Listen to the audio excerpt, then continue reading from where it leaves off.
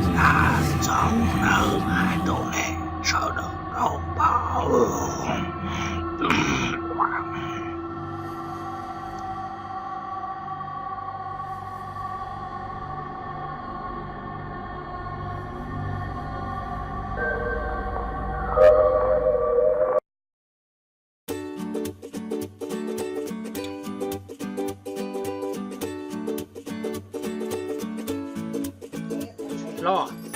con mới tay cà phê rồi của họ ó我聊啊没到，高兴的到贵宾了。我叫啊老二，câu nào lúc nói có tuần nào cũng nói số tao nói lại trả số từ lần đầu nghĩ lên rau tao lu chào cà phê sư anh có khó xin này nhớ rằng ý chọn phong gì sẽ đại này đã nó cứ luôn bề hồ mấy tam buôn cho nó cũng ai sống sư để xì cứ chập rau cứ là đa lại nên lên từ một chỗ là chỉ một đầu cứ ra cần họ đu đu tôi đây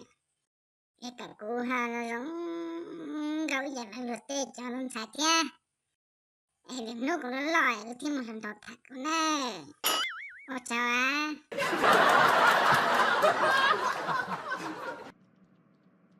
Hello, what do you do today?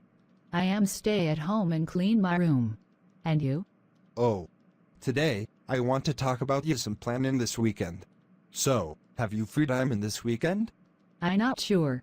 But I want to hear your plan. Can you tell for me no? Yes, I can.